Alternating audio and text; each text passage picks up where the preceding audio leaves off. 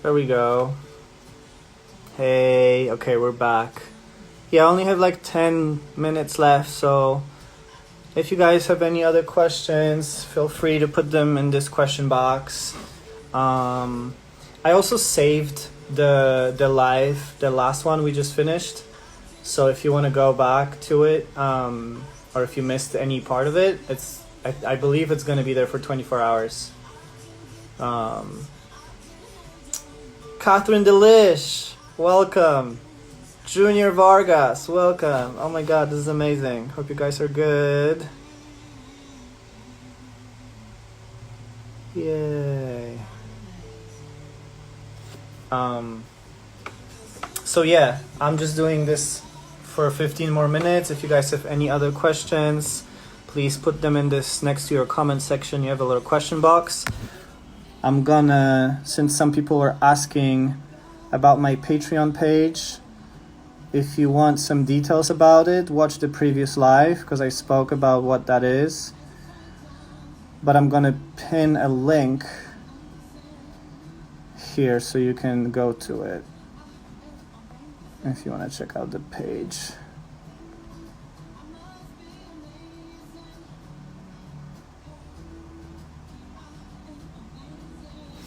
Boom. Okay. Question. Boom. What are your future plans? Are you staying in LA or do you want to travel some more? So ideally I imagine my life to be like my base, my home to be LA for good. Hopefully one day. It's obviously gonna depend on the immigration, and because I am here on a visa right now, it's not an immigrant visa, so I'm technically required to renew it every 3 years, and then if I don't, I have to go back home. But there's also a way that I can get a green card eventually after working here for a certain amount of time, and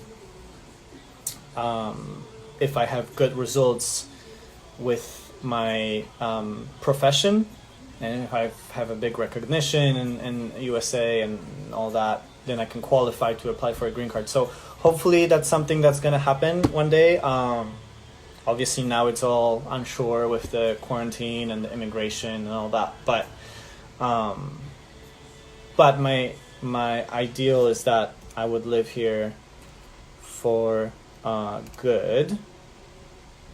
And as far as traveling some more, of course, I love traveling and I love seeing new places. So I just hope I get to do that always, I am really glad and lucky that the job that I do brings me around the world a lot, whether it be on tour or whether it be for teaching. It's truly a blessing, and I love traveling. So I hope that doesn't end for a long, long time.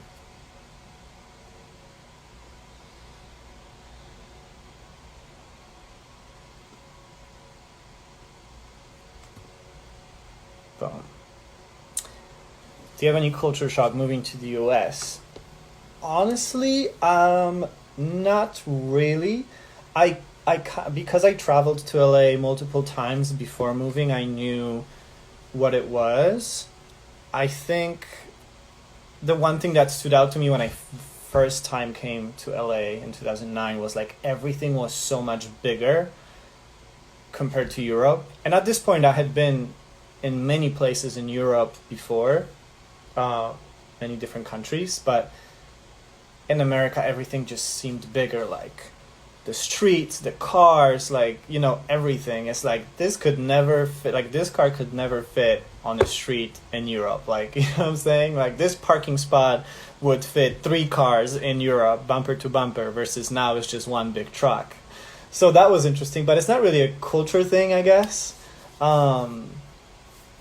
Another thing that stood out to me was when I went on tour in the US and actually saw different places in America, because I only knew LA really for a long time, and then New York. But these are the two places that are very different, I think, than like a normal like Midwest America towns or cities. So I thought that was interesting to see how different it was. But as far as culture, I didn't have any shock. I think because I am from a young generation still, like I'm very open. Like I feel like my generation had been already exposed to the world a lot versus like my parents weren't, like that. But I knew what to expect. I know a lot of Polish people in Chicago, for example, that are like from my parents' generation that moved to America to work, and they lived there for 25 years now, and they still don't speak good English at all because they're just very like close to it and they're not open. They don't expose themselves to different culture. Even like it was mind blowing to me. How can you live in America for 25 years and not speak English? And granted, there are like Polish areas where you can go to a barber shop or a grocery store and just speak Polish, so they don't really need to. But I would be so uncomfortable just living somewhere and not even learning the culture or learning the language. So I was really mind blown by that.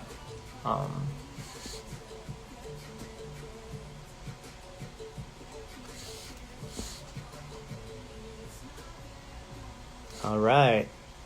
These are the questions, all the questions so far. We've got a few more minutes. If you guys have any other ones, just type in the question box.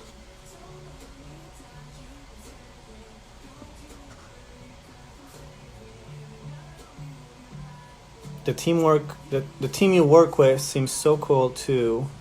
And I don't mean the ones on stage, but the ones behind the scenes too. Definitely.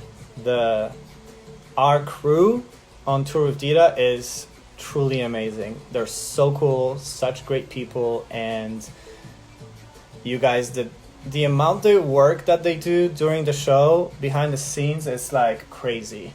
They run around like pushing these huge boxes of stuff and props, and like sometimes they have like this last show, the most recent one we did, there's a with a pole, and we have someone dancing on a pole, and they put that whole thing together in like 2 minutes and 30 seconds. There's like big platform and they have to screw the pole into it and then like stabilize it on the stage behind the curtain, and then they all have like 2 minutes to do it. It's crazy, and they just like are so kind, so amazing.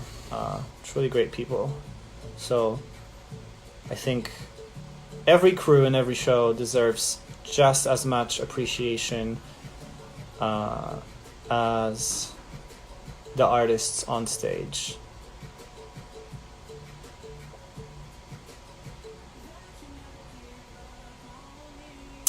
Do I plan to go to Poland? And do I like US? Yes, I do like US, especially I love, like I said, I love LA, which is different than America in general. There's certain things I love about America, but there are certain things I love, especially about LA. And am I going to visit Poland? I was planning to in March. It didn't happen, obviously, for the obvious reasons. And I am hoping to as soon as the traveling is more available after the pandemic. I definitely want to go visit Poland because I haven't seen my family for a year and a half now. So I really hope so that's going to be possible soon.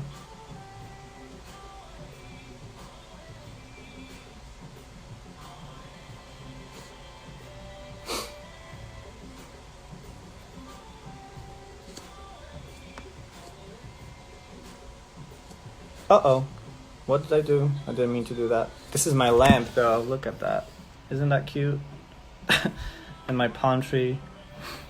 It's hot in LA today. For the first time, we had so much rain recently, and now it's finally like 30 degrees Celsius. So, yeah. See my playlist. This is my other friend Adrian. He just released the album as well, so check him out too. Where do I flip it back? There we go. Okay. All right, 5 minutes left, and then I'm gonna go. But I'll try to do these more often. These are fun, especially now that we have all this time on our hands.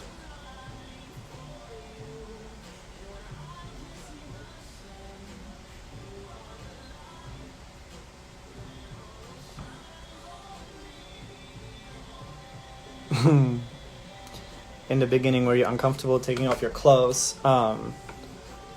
Not really, because it's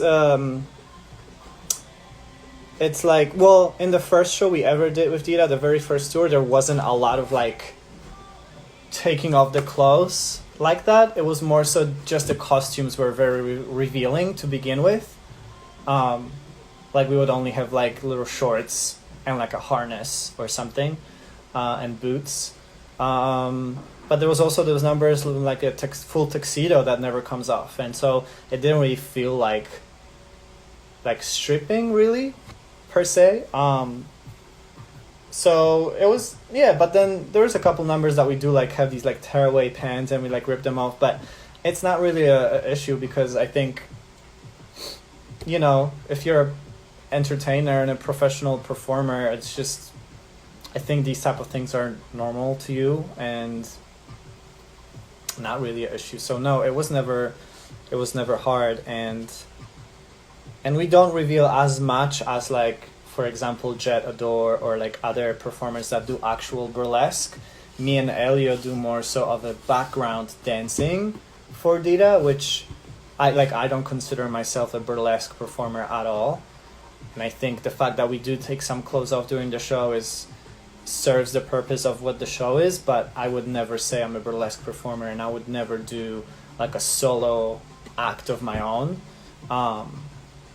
I definitely consider myself more of a dancer, a choreographer, you know, a director. So that's that.